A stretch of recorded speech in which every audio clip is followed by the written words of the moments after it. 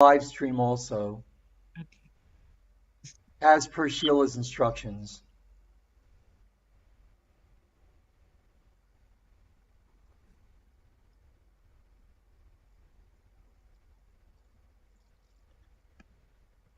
And we're live and we're being live streamed. Greetings, everyone, and welcome to Thursday's Galactic Alliance. We have a real special evening for you. Actually, we're a last minute substitute. Sheila, I believe, is on an Ascension panel, the Portal to Ascension panel. I hope to see, I don't know if you know this, but I'll be out there in San Diego.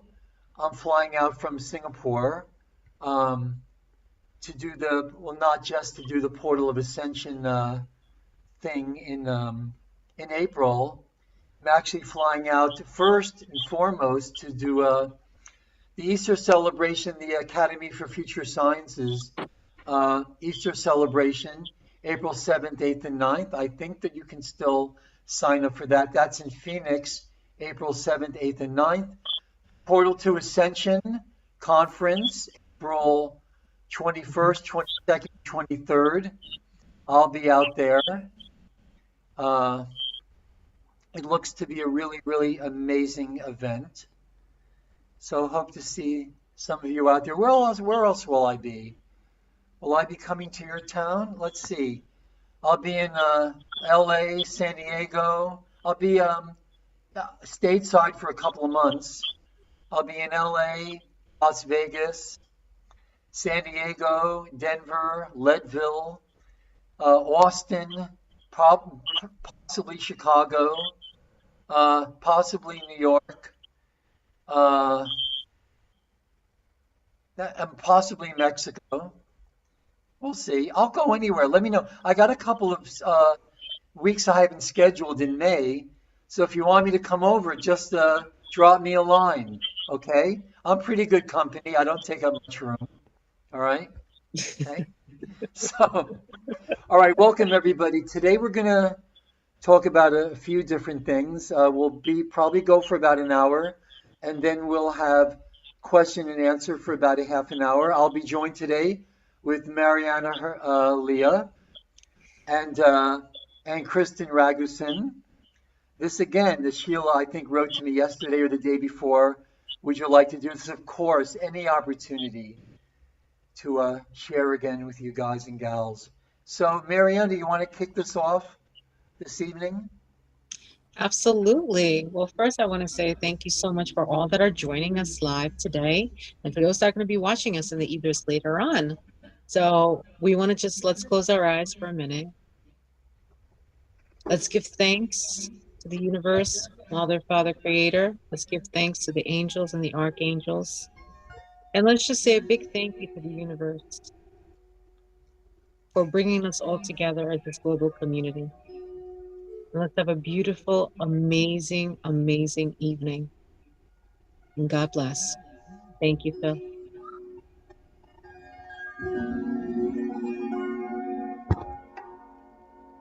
All right. We're going to do a PowerPoint because whatever we're up to in this life, of course, we want to get the most out of it, maximum optimization of all your gifts, your talents, your knowledge, resources.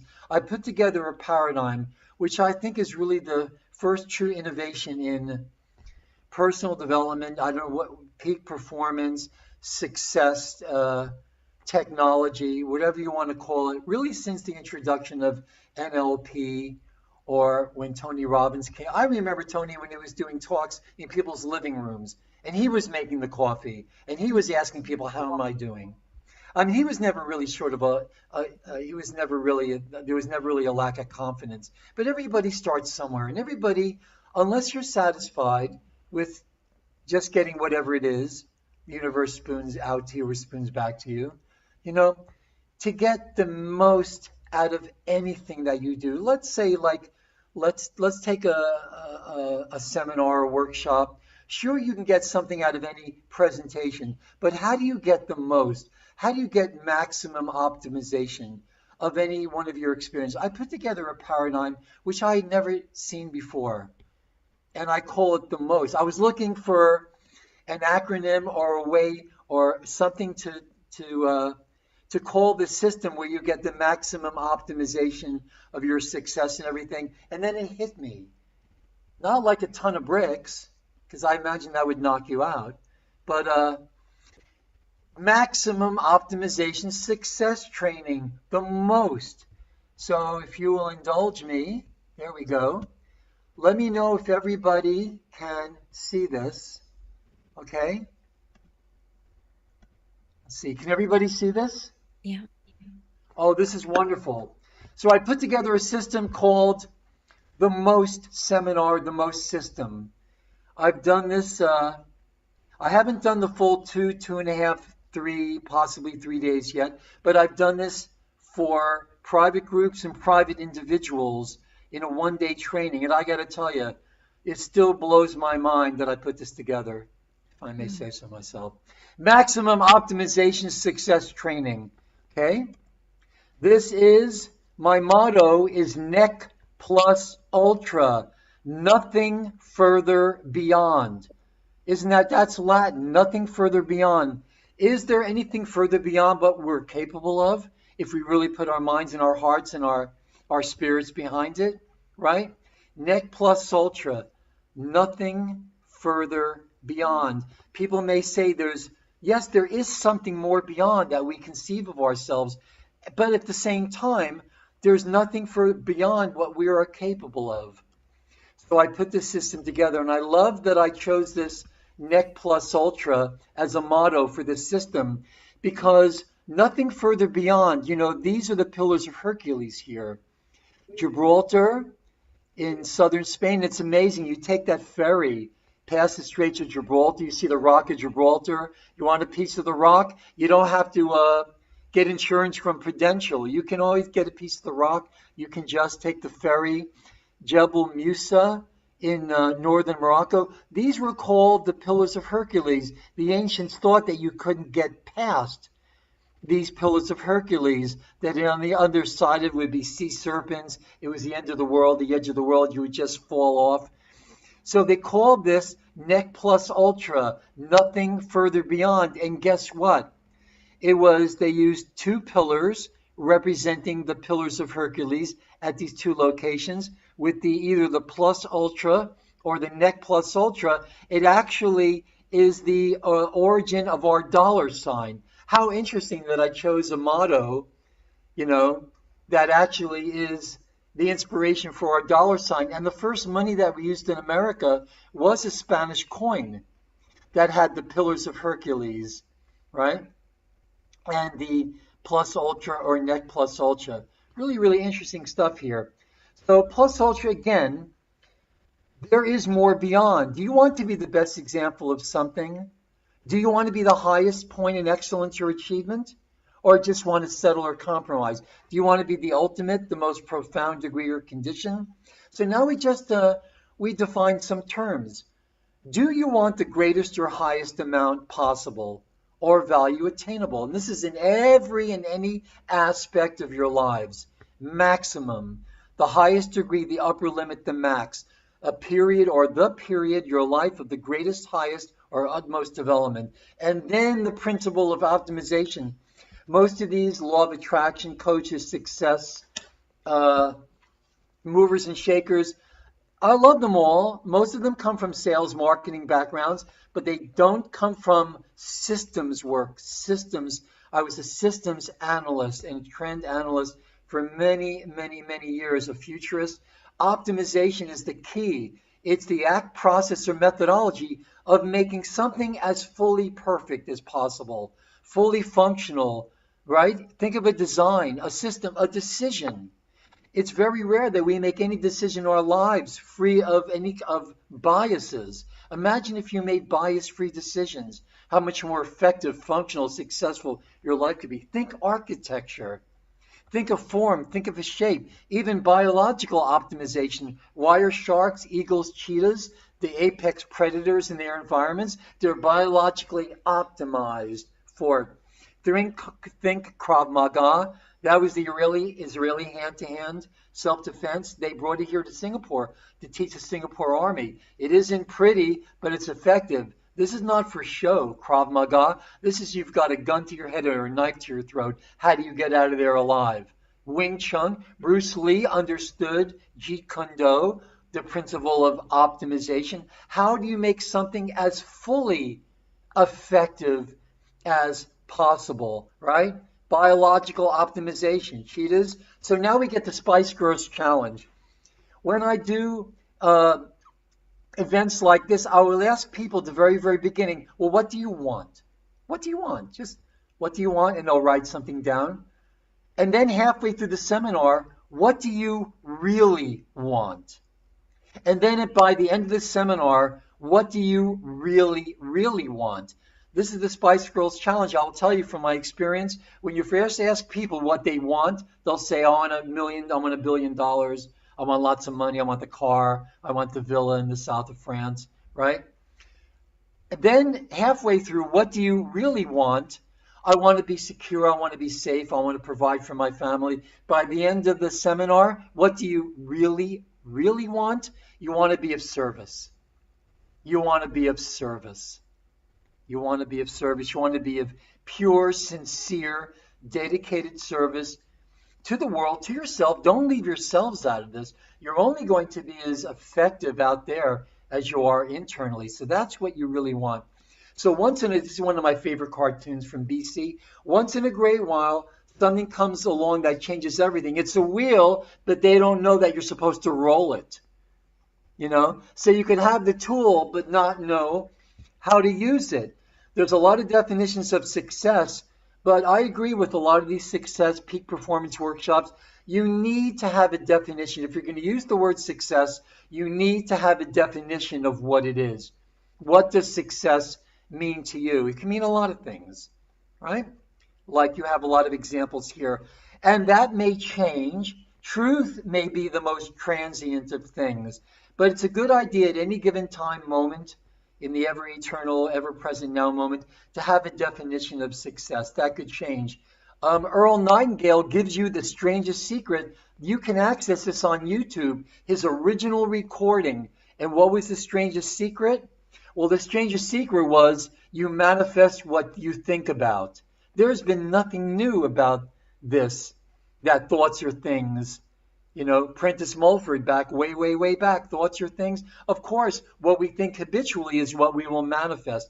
His definition of success was, and still is, success is the progressive realization of a worthy ideal. And the strangest secret again was we manifest what's on our minds. Nothing new about that. So a lot of us, think of all of us on this call tonight, or wherever you happen to be. We think of all the workshops, think of all the trainings we've had. We've had all these bricks, but no cement, nothing, no mortar, nothing to hold them together. We've got all these pieces of the puzzle from all these workshops and seminars and trainings and yada yada we've been doing. The yada yada, you can't underestimate the yada yada. Okay? That's how we discovered fire. So it's good to know what the picture looks like so you know where the pieces fit. Here are 6 broad strokes of why people don't maximally optimize their resources. Again, you can get something out of any training. You can get something out of any conversation, a seminar, a retreat. But these are 6 broad strokes as to why people aren't optimizing, making the most out of what they've learned. Number 1, and we start like at the base chakra. They're not experiencing optimal radiant health. Truth is, most people they're too tired. Brain fog, they just don't have the energy to succeed, and there's reasons for that. They're not experiencing optimal radiant health. Their immune systems are compromised. They simply don't have the energy to succeed. Number 2, their environments don't support growth and prosperity. They lack inspiration, creativity, and decision-making abilities. They may have some feeling, some thought that they want to succeed, but guess what? The emotion. We create with emotion first. Those neurochemicals, those neurohormones, the translations of which are the emotions we feel, they have to dock into the brain. at receptor sites. If those receptor sites are blocked, you're simply not going to be able to feel the motivation or enough of the motivation or the wanting or the desire itself to succeed. Decision making also very important. 3, we get to the solar plexus now. They don't possess the proper knowledge relative to their goals. They don't know who they are. They are stuck. They're powerless. 4, we get to the heart now. They don't feel passionate about life. A lot of people, they simply can't feel the passion because the neurohormones, the neuroreceptors, they can't get into the sites in the brain. It's blocked. And what blocks these things, we'll get into that in a minute. And they haven't understood the vital connection of the solar plexus. Solar plexus is the director of the sympathetic nervous system and the physical expression of our emotions. You can't express an emotion fully without expressing it physically. Tony Robbins knew this in the beginning. One of his first exercises was asking people to simply smile and even try to think of something bad. It's very difficult. You want to access the depth of the emotion needed to motivate yourself to succeed in the first place. You've got to involve the solar plexus.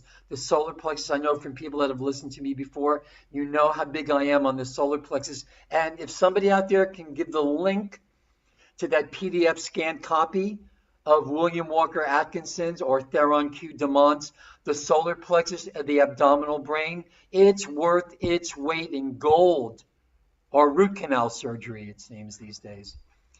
They're not in service to others, and they refuse to forgive. They don't understand the real meaning of forgiveness, and they don't express gratitude.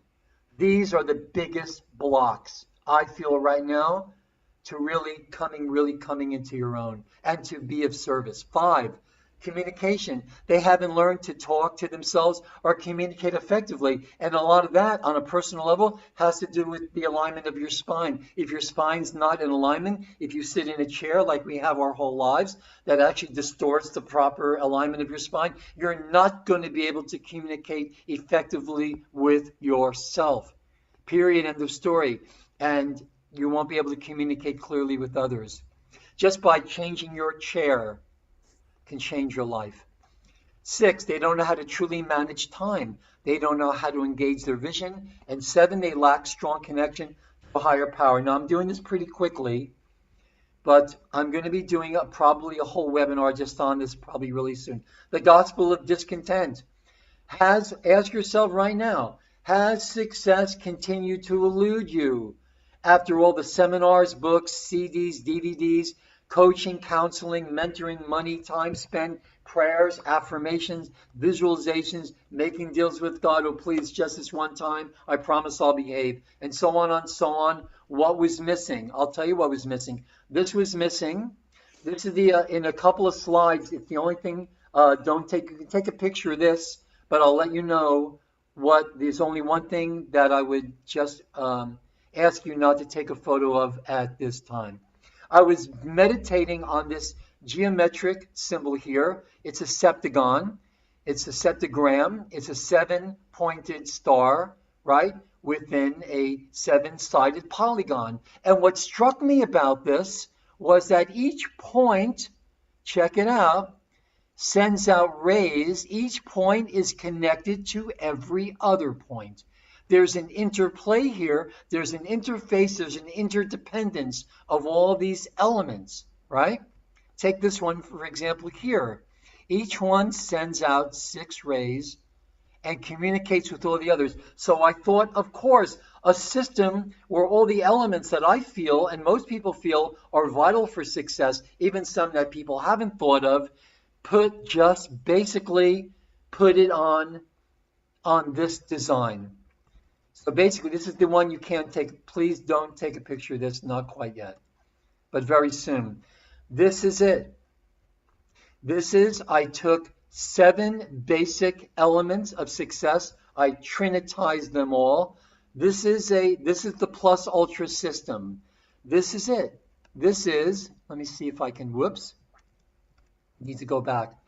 This is a 7-pointed matrix for optimization, for maximal optimization of all your gifts, all your talents, all your resources, all your knowledge, Health, environment, knowledge, love, communication, imagination, connection, sovereign spirituality. You'll get a lot of these separate, but this is really the first system, I believe, that's put them all together. That's made an interactive, interdependent, not codependent, but system. Like, for example, let's say health, right? You can have great health, you know a little bit about nutrition and neuroscience, but what if you don't have an environment that's conducive to success, to manifestation, to abundance? You're not going to be able to optimize your good health. Likewise, let's say you have a wonderful environment, you're creative, you know how to make decisions without biases, but at the same time your health is not optimal. You don't know how to feed yourself. You don't know enough about neuroscience to understand the connections. You're not going to be able to optimize your environment. Let's say you've got your health and your environment together, but you don't have the knowledge relative to your goals. You haven't developed wisdom. You're not empowered. You don't have a positive self-image, that kind of thing. You're not going to be able to optimize all the others. So you have health here, but it affects and is affected by all the others. That was the breakthrough. That was the breakthrough, that you just don't look at these elements separately. You look at them all as a systems thinker would. You look at them as a whole. You look at them holistically, that they all affect and are affected by every other element. I made a list of 72 things, elements, that I think affect the odds of achieving success in whatever realm you want to try to achieve it. And most people don't even acknowledge half of them. Like the chair, I'll go to the average person and say, do you think the chair you sit on has anything to do with the odds of you achieving success? They'll go, no, not really, but it's just as important as any other. If your spine isn't in alignment, you're not going to be able to communicate effectively with yourself. You're not going to be able to even think straight. Okay? Systems thinking, really quick, is an entity. It's about mutual interaction of its part, not looking at things as separate entities. To get the, for example, to get the characteristic of wetness, something is wet. If you look at hydrogen and oxygen separately, you're not going to be able to get that. You got to put them together, and an emergent quality comes, which is wetness. You can't look at these things in isolation. You just can't take a course in healing without understanding how healing relates to environment, to your self-image, to your vision, to your feeling of being passionate and being in service, and forgiveness and gratitude. If you haven't addressed those parts, you're not going to be as effective a healer. That kind of stuff. You can learn 5-star feng shui, but if you haven't learned some other things that's going to make you an effective feng shui or vastu facilitator, it's not going to work. Mutual interaction, right? Element together for a common purpose, interdependency. Everything is connected. Systems thinking based on holism emphasizes the relationship of the parts rather than the parts themselves. Mutual interaction, emergence, the principle of emergence, something that wasn't there. The sum of its parts, yes, but you can collect all the parts and add them up. But something happens when you look at them a certain way, that something emerges from looking at all the parts interdependently that wasn't possible looking at them in isolation. Blah, blah, blah. Okay? All systems, we can go through this again. And all this stuff, look at this. Everybody has millions of these on their bodies right now. It's a water bear. Everything from that little microscopic water bear to the universe, and here we are. Everything from your neurology to you, to your family, to your neighborhood, to your nation, to the planet, the solar system, the universe, and guess what? It's all contained in a drop of water. This is heavy, baby. Okay? This is, you know who uses this every day? Don't think that Warren Buffett's, Bill Gates, whatever you think of these people. This is what they use almost every day. It's a method of solving problems, coming to solutions. Let's say you want to cook rice. Put anything in there, any goal, right, that you've devised for yourself. Well, let's say you want to cook rice. What do you got to do? You got to wash it. To wash it, you've got to obtain it. You've got to also obtain the water, obtain the equipment, obtain the heat source.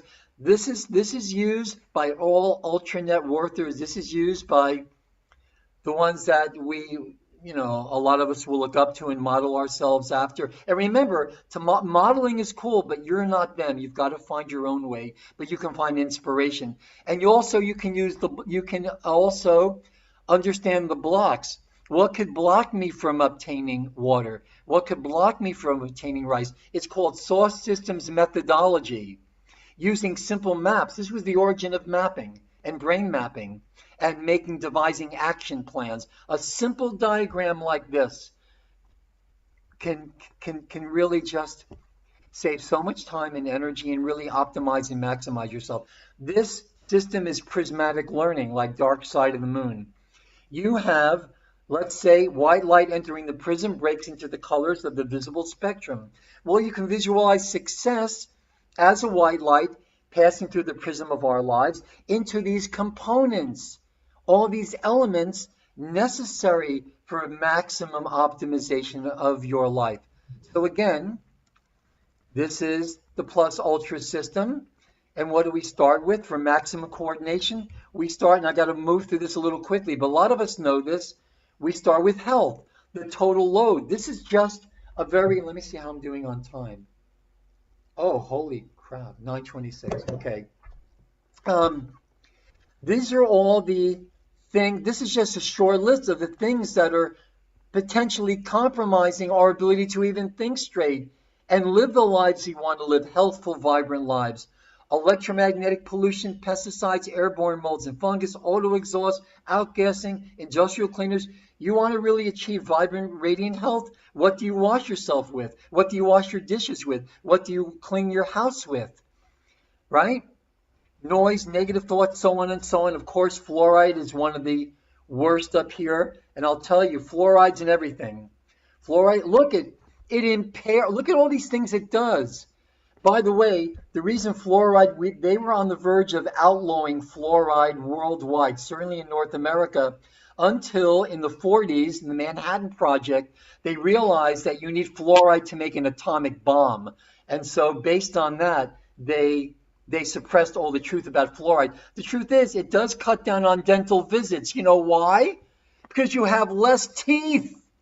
But this is the justification for them using fluoride, fluoridating our water supplies, and pretty much fluorides in everything. It induces dental fluorosis, which is modeling of the teeth. They break off.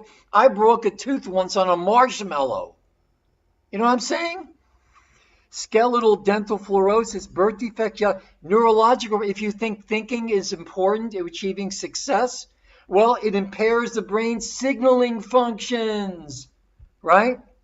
Fluoride. And look at this. If that wasn't bad enough, the pineal gland is the primary target of fluoride accumulation.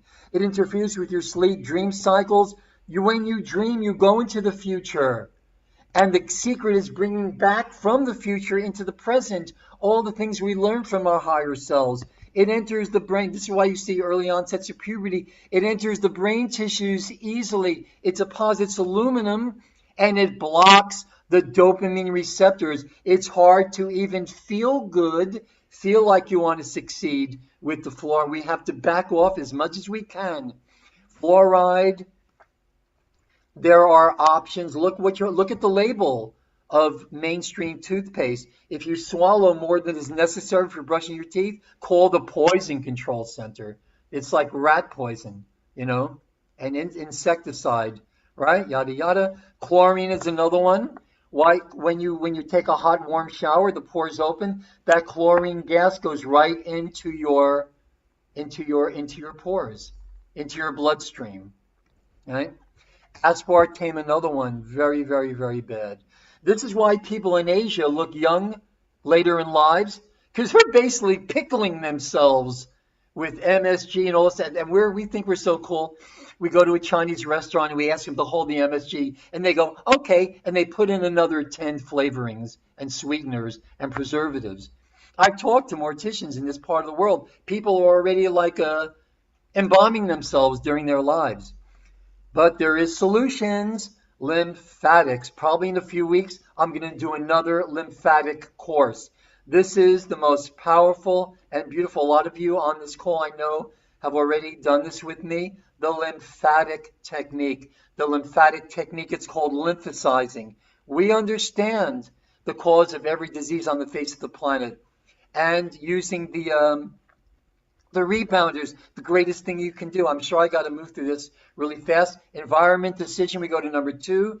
Learn feng shui, learn vastu. Your environment needs to be conducive to abundance, to prosperity, right? Ergonomic design. I got a friend in Germany, when he renovates offices and homes with ergonomically designed furniture, desks and chairs, people can't wait to get to work.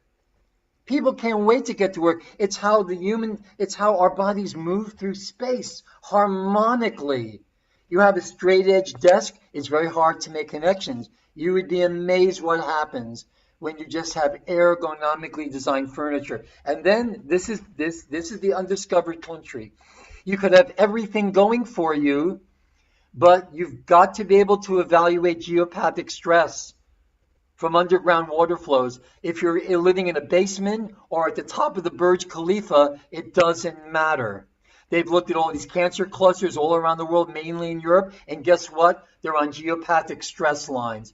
This is the undiscovered country. You could be doing everything right, but you've got to learn to evaluate geopathic stress. You've got to learn how to dowse for it. It's one of the only ways to do it. And then decision theory. Learn decision theory. Learn how to make decisions without biases, right? Then we go to knowledge, wisdom, and power. We just go back and we learn about the human potential movement. Everything that was taught by the Christ, by Confucius, Lao Tzu, Buddha, Marcus Aurelius. That's actually not a photo of Marcus Aurelius. That's Richard Harris from what was that movie? With, what's his name? Yeah, you know it, right? Okay, you go to the founding fathers, Benjamin Franklin, Samuel Smiles, 1865. He wrote a book called Self-Help. That really launched it. Then you had the New Thought movement.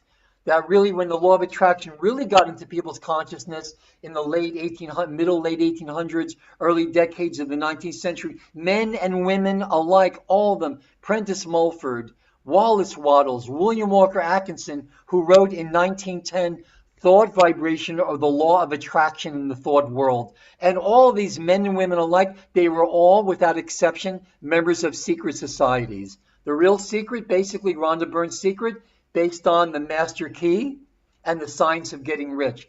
Charles Haanel, Wallace Wattles. And she doesn't mention the solar plexus, not even once, I think. Andrew Carnegie spent half of his life accumulating wealth, the other half finding ways to give it away. And this is how Napoleon Hill got into it. He hired Napoleon Hill to codify and organize his gospel of wealth. Then you got Earl Nightingale. Then you got the amazing Maxwell Maltz, psycho-cybernetics. He came up with the mental blueprint, your self-image. Anything you want to accomplish in this life, it's filtered through your self-image. If it's not in line with your self-image, you're simply not going to be able to manifest it. Then you got NLP, which led to the Fathers and Sons, Tony Robbins, the man, right? So modeling, whoopsie-doo. Then you got the solar plexus. Please leave your, if somebody can put in the chat the link for the PDF scanned copy of the 1918 little pamphlet written by William Walker Atkinson under the pseudonym Theron Q. Demont, the solar plexus or the abdominal brain, it can and will change your life. Okay? Remember, gratitude is a magnetic force. Yes, gratitude is showing thanks, but gratitude is a magnetic force that unites your brain and your solar plexus in the heart space. And that's one of the biggest secrets of all. When the three agree, success will come to thee. That's your solar plexus, heart, and your brain. Love, this is it, self-image. When you look in the mirror, what do you see? A lot of us know about Ho'oponopono. These are very, very powerful electromagnetic realities. These words, the letters are representations of multidimensional wave patterns. They convert into electrical magnetic impulse in the body, and they are electromagnetic keys that will open locks. There's a dimensional lock system in our body to let more light in. These are very, very, very powerful mantras and affirmations. And the way they work is that they are light language. They are electromagnetic keys. They're mathematical programs. Okay? What's next? Communication. We'll talk about this later. 90% of our brains, they say we don't use. You know the reason we don't use them? Is because 90% of our brains are glial cells. They're not neurons. Glial system, glial cells is the source of our imaginations, right? The glial cells. This is it. And man, learn about the glial system. We do in this workshop. Just as fluoride slows down the electrical systems of your brain, the glial helps them move faster. Glial system is one of the great keys, right? Cybernetics.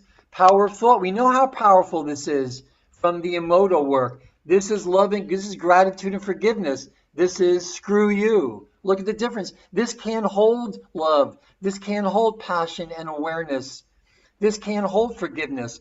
But this can, because it's a structure that can hold multiple dimensions of love, multiple dimensions of compassion. Look at that. Scarecrow's lament, right?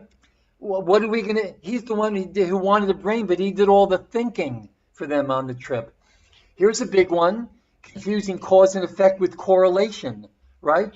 A woman finds that, she's reading the paper, it doesn't have to be a woman, that Colorado has the lowest obesity state. So she makes a direct cause and effect connection when it's just a correlation. She says, let's move to Colorado. Mistaking cause and effect and correlation is what is a main reason people don't succeed. Also, learning loops. People are right here, single mode thinking. You get a result you don't like, you do it different, do it different, do it different, do it different, do it different, right? Maybe it'll work this time, but there's a second order of thinking. Not are we doing it right? Are we even doing the right things? And that's where it ends, with changing your beliefs and attitudes that influence your behavior and your results. There's a higher order. Not just are we doing it right? Are we doing the right things? How do we decide what's right? Right? Blah, blah, blah, blah, blah, blah. Where's the pot of gold? Wherever you are.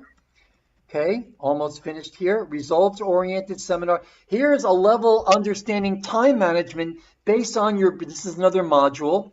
Based on your birthday, you have 7 cycles of 52 days that really work with your mental, emotional, physical, spiritual cycles. If you know how to work these cycles, and these cycles even operate on a daily basis. Let's say you wanted to make a connection and you called the person at 10 o'clock. The energy wasn't there. If you had waited an hour, the energy would have been there. This is a very sophisticated, advanced level. Rosicrucians know this system.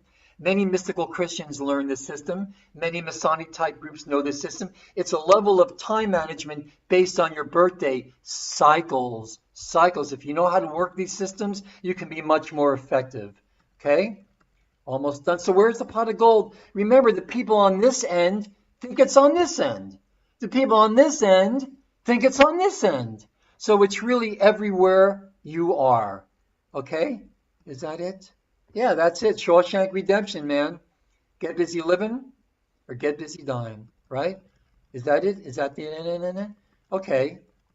I guess that's it for now. Basically, what can you do with what you learn? Anything, as long as Charles Haanel says in the Master Key, the voluntary exercise of exact principles. You've got to do it. You've got to do it. Okay? So I'm going to end with how far should you go? Whoop, as far as you can. Mike Tyson, what did Mike Tyson say? He wasn't the same person now that bit this guy's ear off. That should be our mantra. Okay? We don't want to be the same people that Mike Tyson was when he bit that guy's ear off. Okay? With that now, I'm going to bring in Kristen. Marianna, I'm going to bring in Kristen first. Okay? Kristen, I'm going to unmute you. Kristen, unmute yourself, honey. Okay, there we go. A lot of you already know Kristen. I'll let her introduce herself to you. But man, Kristen's got a piece of this puzzle that connects every piece that I know. This is the end of scarcity. This is truly the end of one chunk of suffering.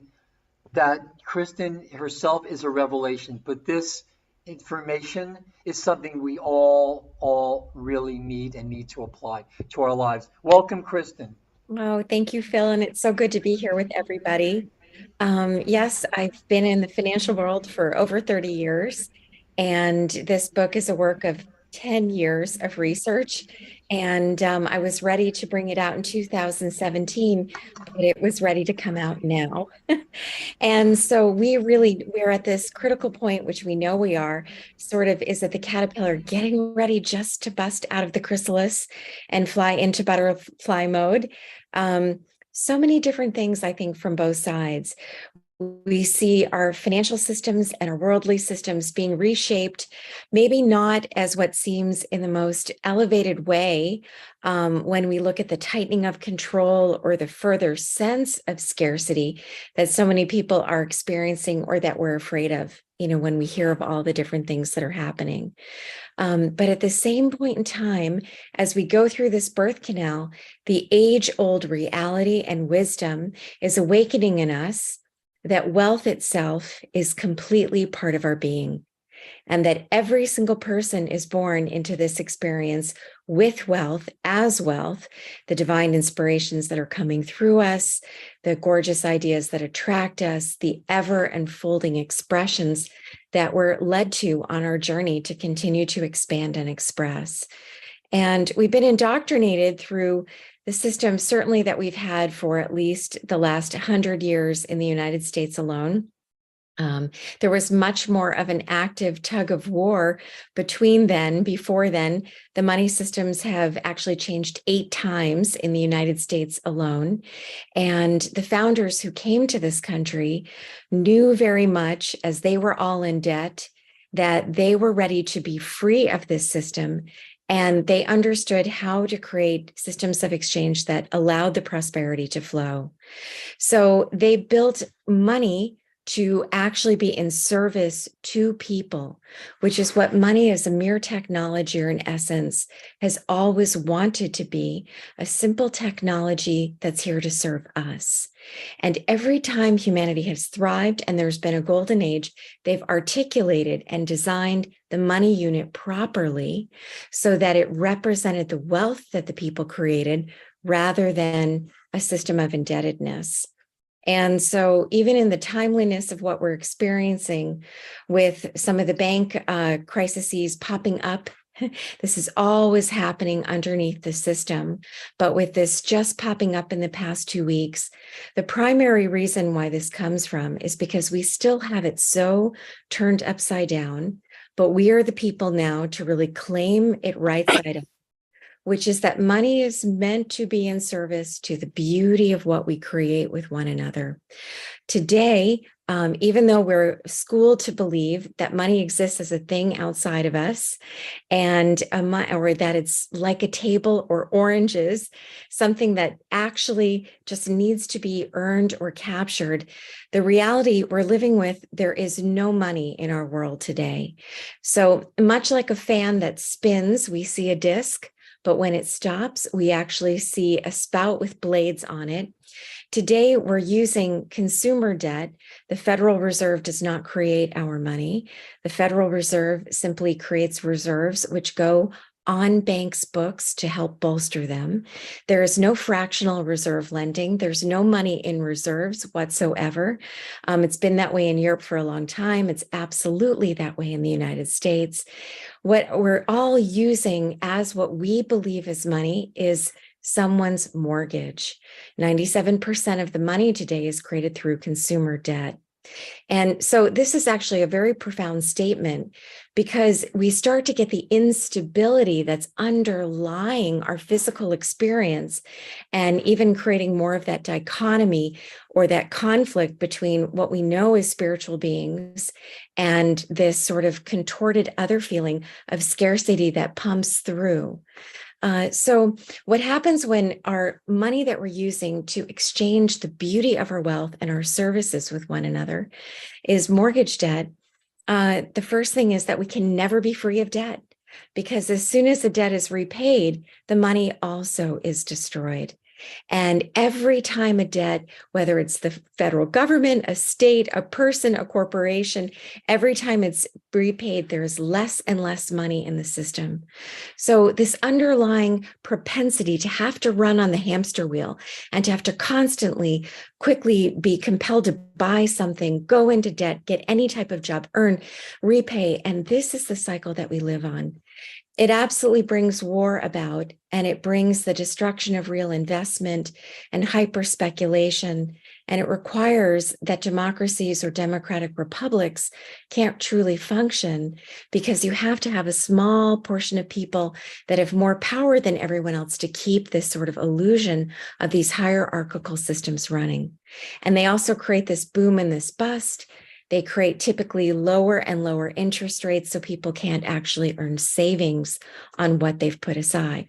So all of the instability that we experience in society comes from this sort of old consciousness that's ready to be faded away, which is the belief in the illusion of scarcity, the belief in the illusion that wealth is actually possibly outside of who we are, when in fact it is the very essence of our being, because it is the love that we have for life. And though we can be deterred from it or even depressed for periods of time or 5 times during the day, it's easily ignited again. And forever it whispers to us, whether we are 2 years old or 102 years old, our calling and the gifts that we're born with forever want to be expressed. So we're coming to a crossroads where money itself may very well be redesigned through these central bank digital currencies within the next 9 months, 12 months, 18 months. A lot of the different prototypes that are being floated around are quite draconian in nature, in the sense that our bank accounts will be turned off by someone else. Someone else will decide whether or not we will be able to buy what we want to for all different kinds of agendas. And the agendas will come with big campaigns that will pull at heartstrings. But really, it's just a new modernized way to get total control over a divine humanity. So we know it'll fail in the end. However, a lot of suffering and tug of war can come about if the consciousness doesn't continue to eke and eke a little bit higher. So this beautiful story about money, how money is actually something that we create together, though when we're little babies, it seems to exist here with the bigger humans that we see and the sun and the moon and the rain. So we often don't question it. We have a relatively unconscious relationship that we know we need it, but we created it together. In fact, we humans said it's better to live together, even though sometimes we might be annoyed, but it certainly in the end is the way we want to be. And the truth of it, of course, is that there is no life without relationship, whether it's the way we're relating to one another here today or in all the scopes of relating. There is no buyer without a seller. There is no giver without a taker. There is no life without anyone else in coming to understand what we give, and it's reflected back to us. So this is the basis of the exchange systems. And every time that there was revelation, whether the Magna Carta came in 1250 in England, they did money correctly for 600 years, where money was worthless pieces of hazelwood, and they were able to issue as much money as there was productivity of the people. And the people in the Renaissance periods flourished. Rome, during its great times, again, they created as much valueless coin that was equal to the real productivity of the people. And so the founders knew this in this country, but unfortunately, we lost control of the systems in 1812. And we're right on the precipice where they're beginning to break open again. So we are the first civilization that has the opportunity to redesign the token of exchange to represent the gifts and the services of people. We can do this today in our communities. I'm primarily really working with farmers right now so that they can begin to issue their own currency backed by the promise to deliver, limited by supply and demand. And this is happening in many different pods that are beginning to demo this. And of course, we're going to see this happening in corporations. Already in Brazil, we've started to see certain companies coming forth and backing their currency by soybeans.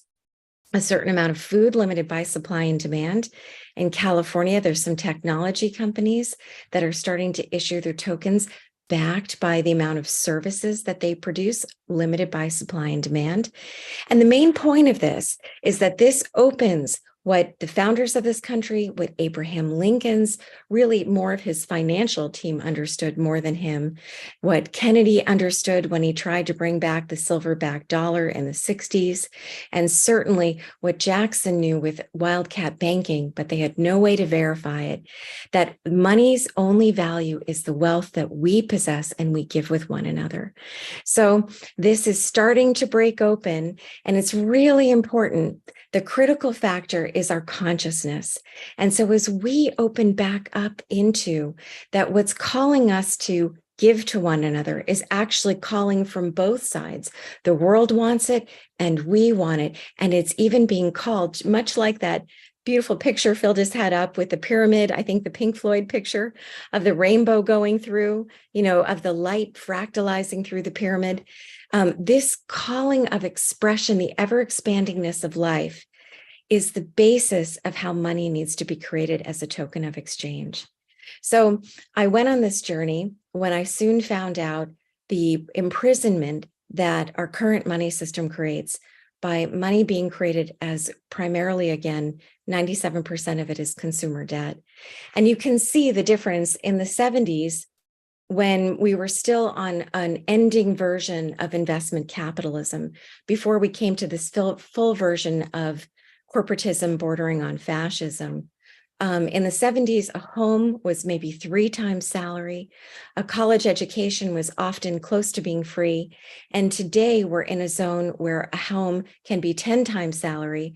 A college education can be indentured servitude and enslavement for a lot of young people for big portions of their lives because of this need to just create debt in order to use it as money. And an enlightened society would never create a system like this, but a system like this is actually birthing an enlightened society, because it, in fact, is sort of that impetus when you think of the little chick in the egg who's now beginning to outgrow the shell. Those toxins that start to build in the shell that used to be the fortifying, all the food for the little chick, now cause the chick to peck out. But the chick has no idea the beautiful world that's waiting for it. And this is where we are today. So as we come back and learn the basic history that we should have had in the first grade, the core understanding of what money is, how it's meant to work, that should have been in the first grade. And the book is really written that way so that it's 1 + 1 = 2. So this information can be reignited in our memory and in our cells, and it all starts to make sense again. And then the blueprint is also there so that we can begin in our communities to set these prototypes. And I believe as we do this in the next few months and even lift our consciousness by resonating with the fact that we are so incredibly powerful, that the wealth is inseparable from who we are, inseparable from life itself, that as some of the tumult and squeezing potentially gets more uncomfortable and more difficult as we see parts of society dissolving, we will be able to join together and even laugh in this position of we already know what the future is and that we're anchoring it here, bringing it together. And so this is my prayer for all of us. And Phil, I don't know if you're talking, but you're muted. Hang on, because we have to end the official broadcast. I think, Bridget, are you there? Do we I have am to here. do we have to end officially at an hour, the live stream? I believe so. But we have You time, definitely Kristen, in. hang on, because when we end the official live stream, we can hang out for another half an hour for questions and answers. Okay? Okay, so just hang on there. Thanks, Kristen. Marianna, I want to bring you on. Okay?